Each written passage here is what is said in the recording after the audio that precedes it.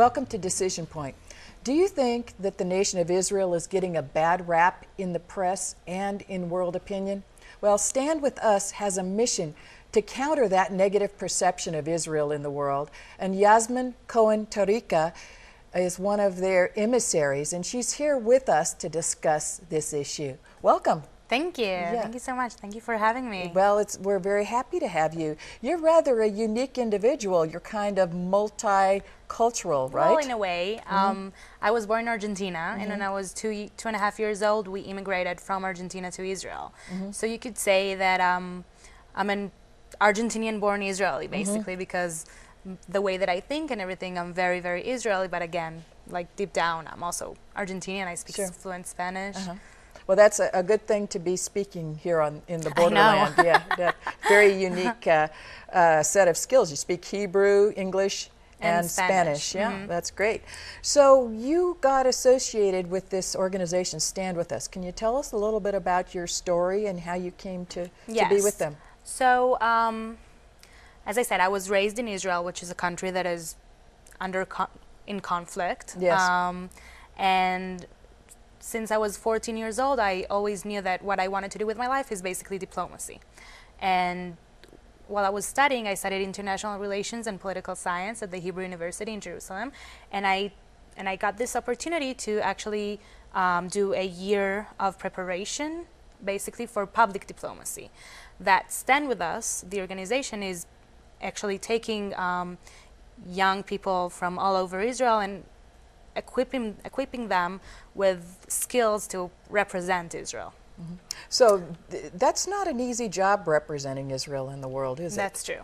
And what's so difficult about it? Well, a lot of people tend to see things in either black or white.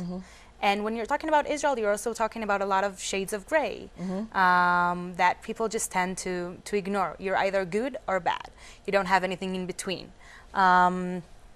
And what we're trying to do is to show that there's a whole other Israel that you never hear about in the news, that you never see in the media. All of that, the high tech, the medicine, everything. We're so ahead in so many things, and people just tend to ignore that and just focus on the bad things. Yeah, right. Well, let's see this video that's actually produced by your organization, Stand With Us, that talks a little bit about what you do and why you do it. When you picture Israel, what do you see? Every year, the next generation of Israeli leaders and ambassadors are identified, and these Stand With Us Israeli Fellows are challenged to elevate Israel in the world.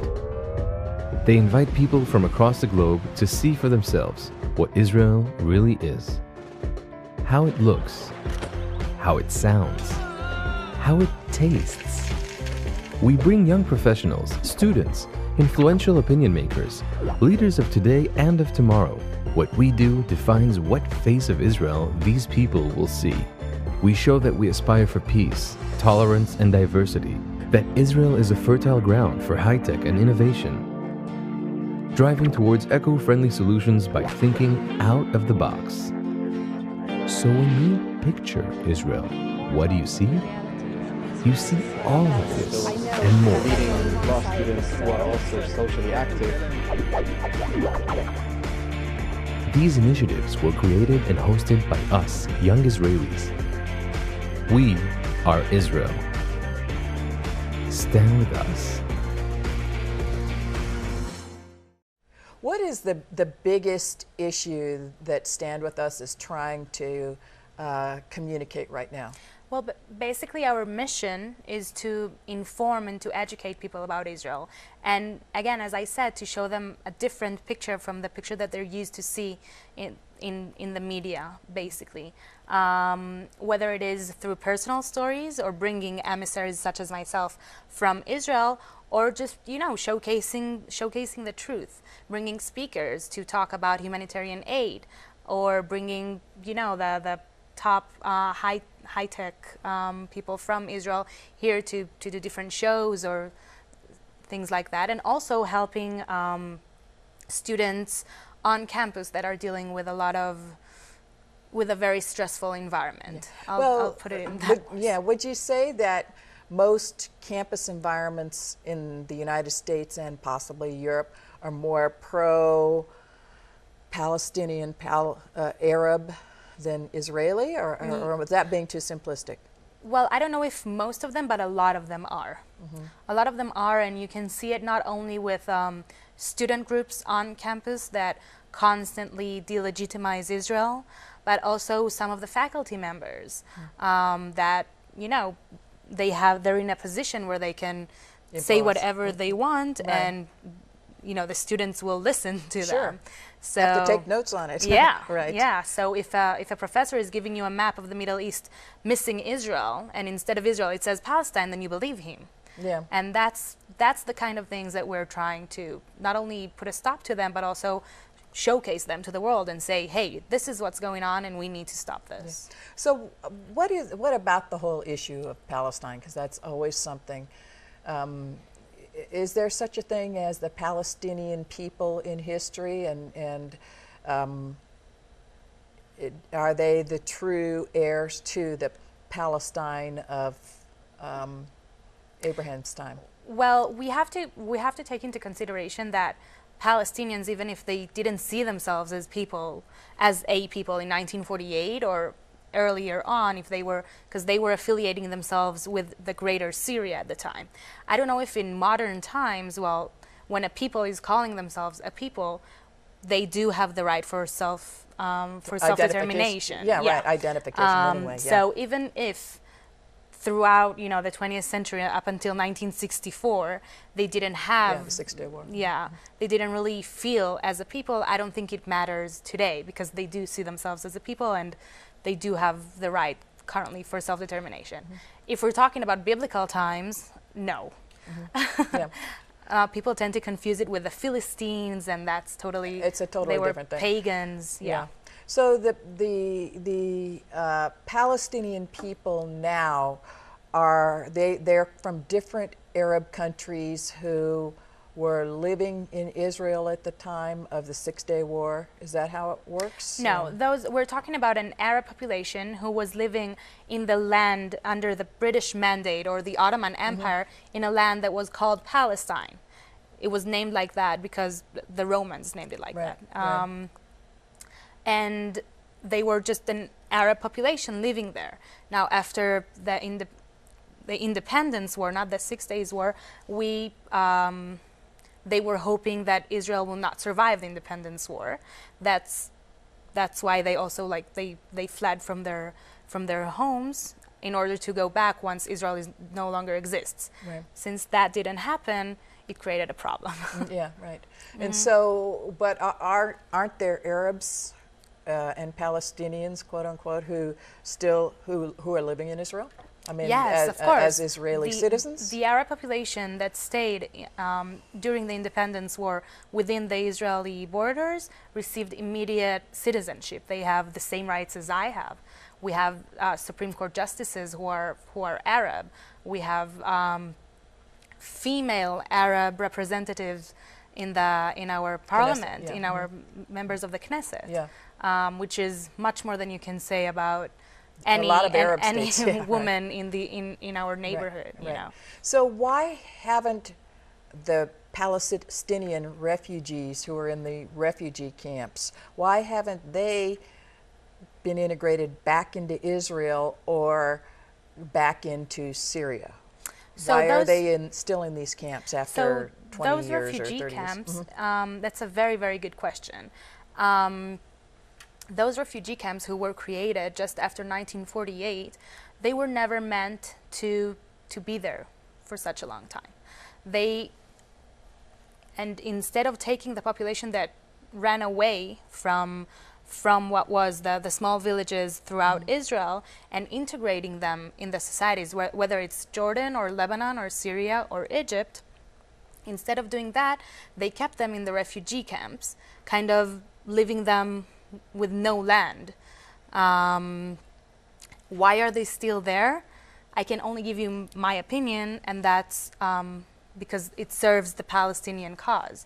Because once you have a refugee problem that you have to solve with bringing people back to to their lands of from 65 years ago, then it keeps something running. Sort of a festering wound kind of thing that never heals. Yes, that never heals. Yeah. Now, if you'll see any other refugee, because you'll have the UNHCR, which is the world's the UN refugee, I forgot the word. Agency. Agency, yeah, right, thank you. And then you have a special agency for the Palestinian refugees. Why would you need two?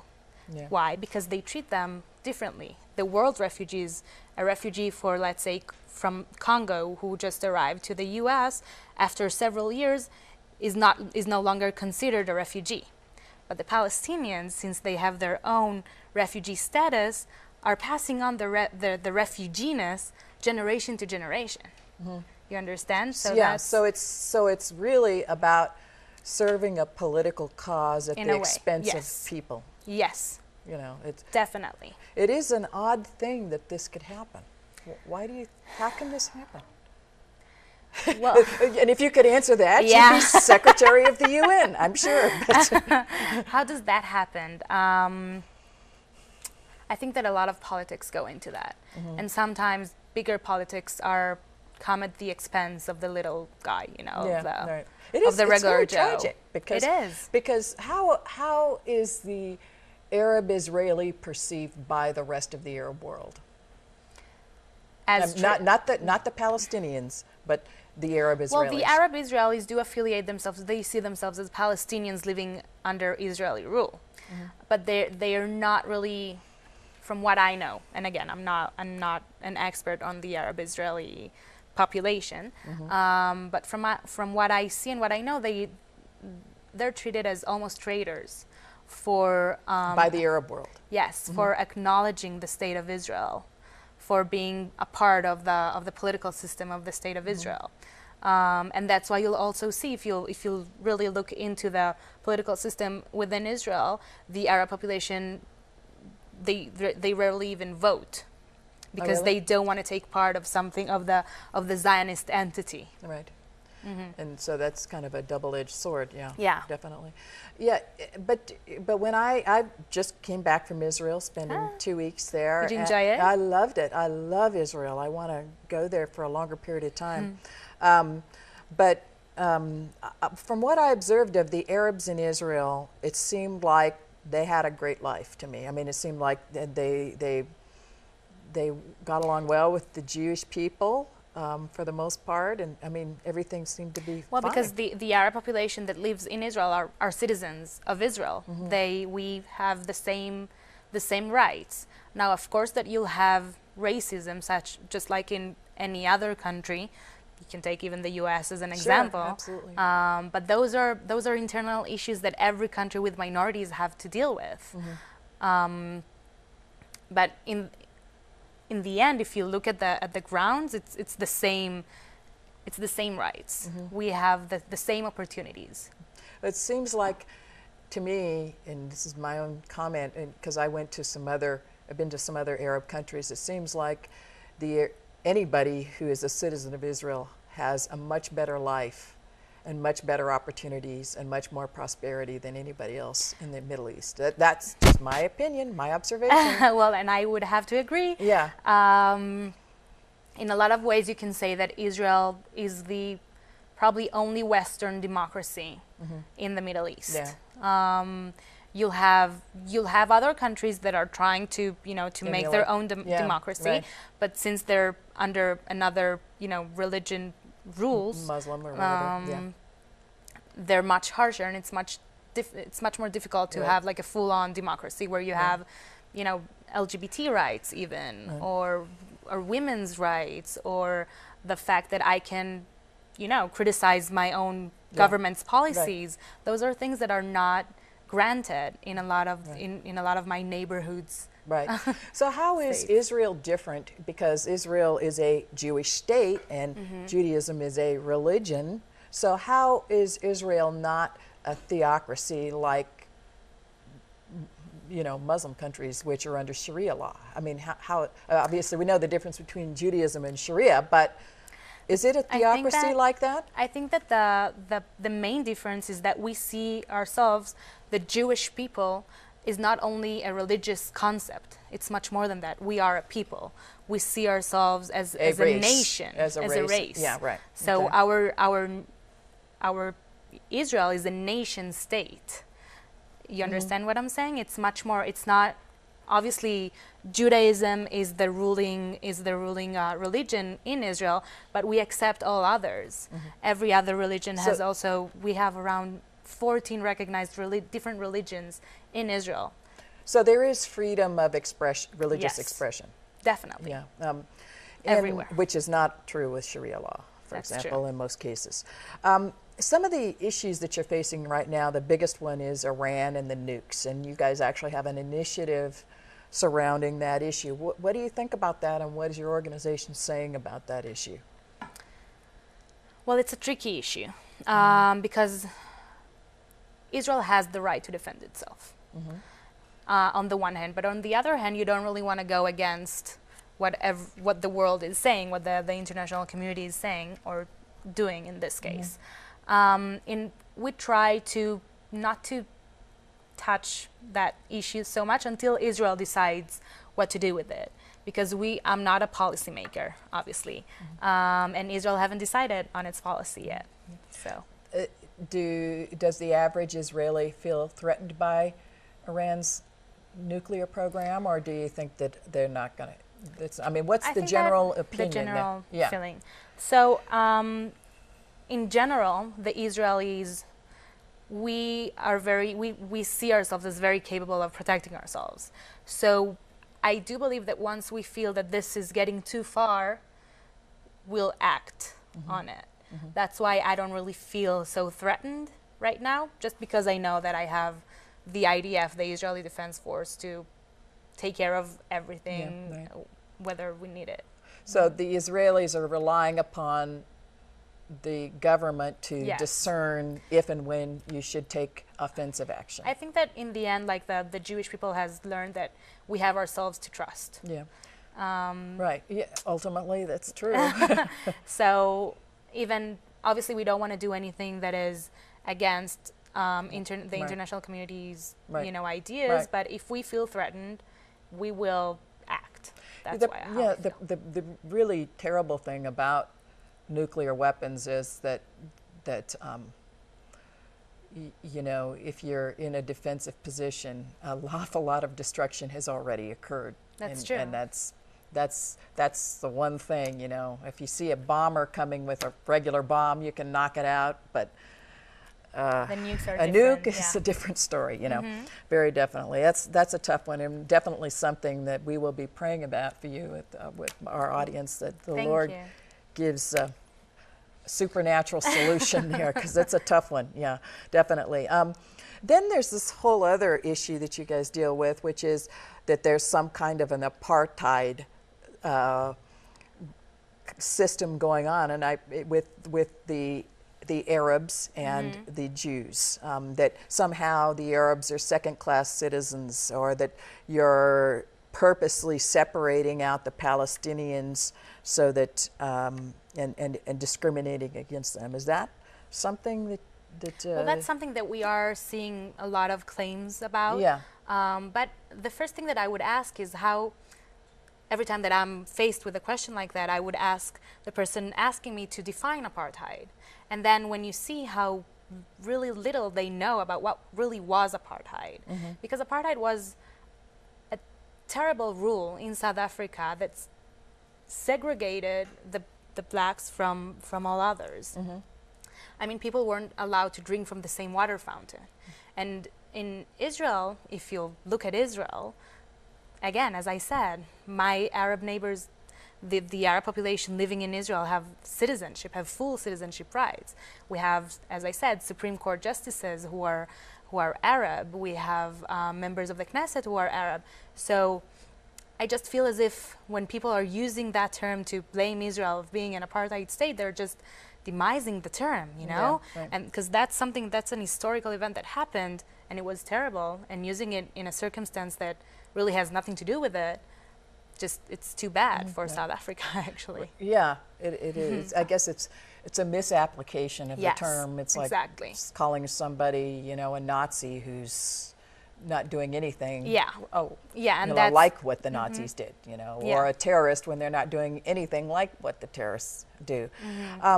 Then there's another big movement that's going on to boycott and divest from Israel, just like there was that same kind of movement With for South South Africa under, you know, with Nelson Mandela and all of that. And so how is that something that's very prevalent, or is it not that big of a thing? Is it actually having an impact on Israel? So BDS movement as an international movement really has a goal to boycott, divest and sanction Israel for being an apartheid state. Obviously, as we said, Yeah. Israel is not. And what we are seeing is that they're working a lot on campuses. So Yeah. student groups such as Students for Justice in Palestine and sometimes the Muslim Students Association, they get their, I don't want to say orders, but they get their guidelines from the international BDS movement, and that makes it difficult to talk to them because they already have their brain. A mindset, yeah. Yeah, a mindset. Do you go on campuses and talk to these groups? I Or- actually, I was saying the same thing yesterday. We're talking about 5% of the pupils who are very pro-Palestinians and 5% of the pupils who are very pro-Israeli. And then you have a range of 90% that have no idea what is Right. Israel. Sure. For them, there are 16 different Jewish states around the world. So I would say that my main audience would be those 90%, because I would like to get to them before The before BDS the, people, yeah, yeah, the right. BDS people can get to them. Now, regarding how it affects Israel, not so much. Actually, we do feel it sometimes, and we are concerned. But in the end, a nonprofit cannot really. It takes a lot for a nonprofit to affect a policy. Right. So you'll see that we do have, economic ties with Europe, with Africa, with Asia. I mean, In it's America, not, yeah, right, sure. the U.S. So, of so course. there aren't actually whole governments that are adopting the BDS policy, as far as you know, for nations, or They're not, no governments, but there is a decision of the European Union that decided not to be involved, not to give any money to any planned organization that is happening within the West Bank. I see. Okay. So that happened about 3 months ago. And so the whole we're running out of time, so this has got to be a quick answer. But, Okay. But what about the West Bank settlements? Isn't that pretty aggressive on Israel's part? We have to understand, once we're talking about the settlements, we're talking only about 5% of the whole of the West Bank. So when we're talking about a final settlement, a final solution to this problem, we're talking about, again, 5%. And every time that we're offering a peace solution, a peace agreement, we are also offering land swaps.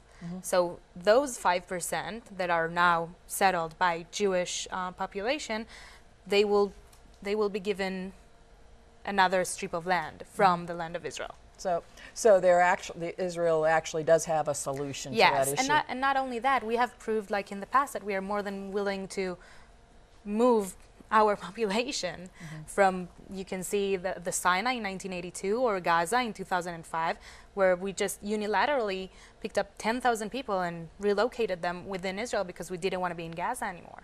So did it help anything? Well, it helped us because we weren't in Gaza anymore, on the one hand, but on the other, now Hamas, a terrorist organization who has in its charter to destroy Israel, is now ruling over Gaza. Okay. So That was an interesting trade-off there. Yeah. Right. Well, unfortunately, we're out of time, Yasmin, but Thank you it's so been a much for joy. having me. Yeah, it's been a joy to have you. So do you think that there is a concerted effort to disparage the nation of Israel? What do you think? Please let us know. Contact us on Facebook, Twitter, or kscetv.com. /decision point. I want to hear from you.